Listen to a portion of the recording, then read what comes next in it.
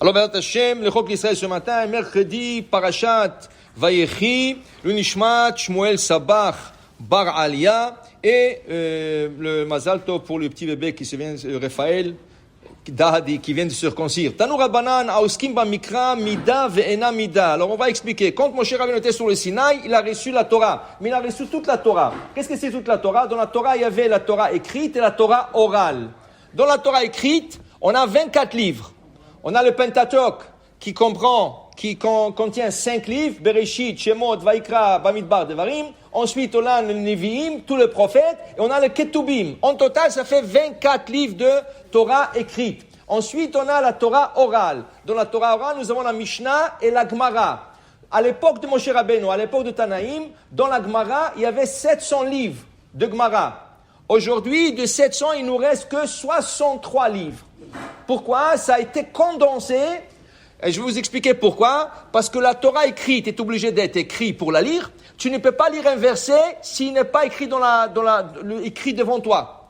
Pour lire le verset, il y a un assouplissement halachique pour les versets qui sont connus on lit chaque jour. Par exemple, on lit 3 fois par jour. Il y a des versets comme ça. Donc, il est permis de leur dire par cœur. Mais normalement, quand tu lis un verset de la Torah écrite, il faut le lire de l'écrit, de la chose qui est écrite. Et la Torah orale est obligée d'être étudiée oralement. Mishnah, obligée d'être étudiée orale. Gemara, orale. Seulement, à l'époque de Rabbi, les gens commençaient à oublier. Alors, Rabbi n'avait pas le choix que de condenser la Mishnah. Comme je vous ai dit, des 700 livres de Talmud, il est arrivé à faire Shisha Sidrei Mishnah. Et 63 livres de Talmud écrits par Ravina et Rav Ashi. Okay? Et ils ont condensé tout, ils ont écrit. Alors maintenant, ici, il te dit, Tanu Rabbanan, Chachamim nous enseigne de la Gemara. Aoskim Ba Mikra, ceux qui vont étudier le Chumash, le Mikra, Mida, Ve'ena Mida. C'est bon, mais c'est pas le meilleur. Ça veut dire c'est important de savoir la Torah. Qui veut dire c'est important de savoir qui est Abraham, qui est Yitzhak, qui est Yaakov, qu'est-ce qu'ils ont fait, tous les événements, leurs femmes, leurs enfants. Tout ça c'est bon. Tu lis Rashi un peu, un commentaire de Rashi, tu comprends. C'est important, c'est important. Mais il y a quelque chose mieux que ça. Qu'est-ce qui est mieux que ça? Ba Mishnah, Mida Venotnim Alei Asachar. Plus grand que ça, étudier la Torah orale, la Mishnah. La Mishnah, c'est un Mida, c'est un grand niveau. Et la Mishnah, c'est facile pour beaucoup de gens parce que c'est complètement en hébreu. C'est complètement en hébreu. Là, il y a plus facilité. Alors, quelqu'un qui veut commencer à étudier le Talmud, on lui suggère de commencer par les Mishnayot. Pourquoi les Mishnayot? C'est complètement en hébreu, c'est plus facile à comprendre. Et là, après, Gemara, étudier la Gemara, c'est la meilleure des choses. Seulement, les gens le trouvent un peu difficile. Pourquoi? Parce que c'est en araméen. La majorité est en araméen. Et en plus de ça, la structure de la Gemara, c'est question, réponse, développement.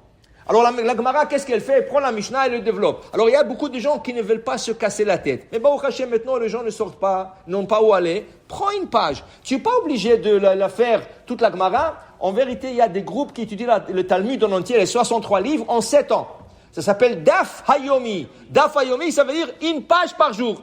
Besheva Shanim, en 7 ans, Gomer et Kol Talmud, tu termines tout le Talmud. Okay? Mais, tu n'es pas obligé de le faire. Tu peux étudier une page dans 7 ans, si tu veux. Si ça t'apprend tellement de temps, une page 7 ans. Prends ton rythme, à ton à l'aise. Okay? Mais la satisfaction, tu vas avoir une satisfaction extraordinaire. D'étudier une page de Gemara, même si tu n'arrives pas seul, avec un Havruta, avec un Rav, ou tu peux le faire sur l'internet, sur des cours en ligne, okay?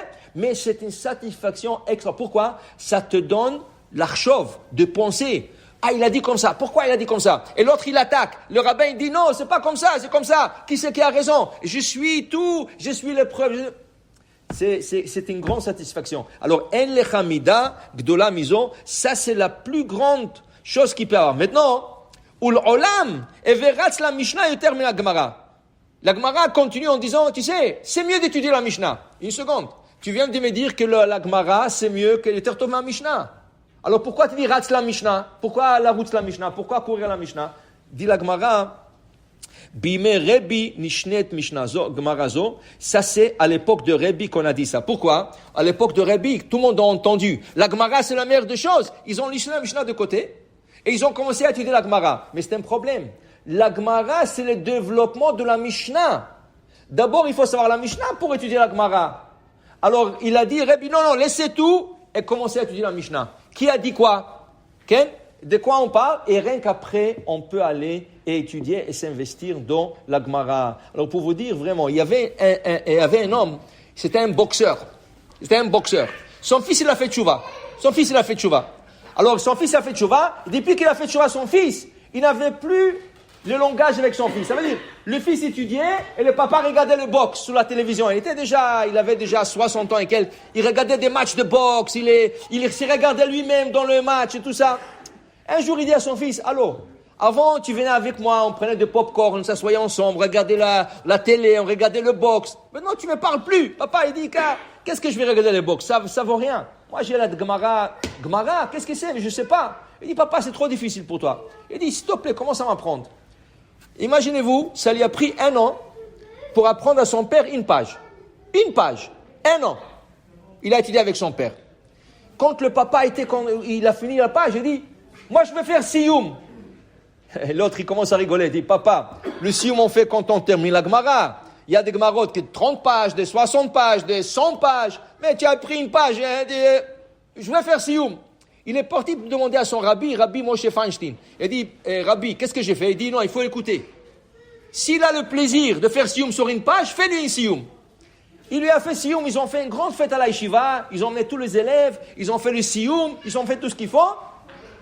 Le papa est venu, il a fait un discours, c'était beau. Le lendemain, le fils lui dit, le soir, il dit, papa, demain on commence la 2e page. Oui, j'ai hâte. Le lendemain, le fils se réveille, et papa se réveille pas, il va, papa, allez, il bouge pas. Qu'est-ce qui est arrivé? Il a passé dans son sommeil. Alors le rabbin qui a fait le discours avant hier, qui a dit, ce monsieur, il est grand, il a étudié une page, il a pris 1 an, il a dit, ce monsieur, il a acquis son monde avec une page. Il a appris son monde futur avant de quitter ce monde. Il a pris avec lui une page de Gemara. Baruch Adonai Le'olam. Amen ve Amen.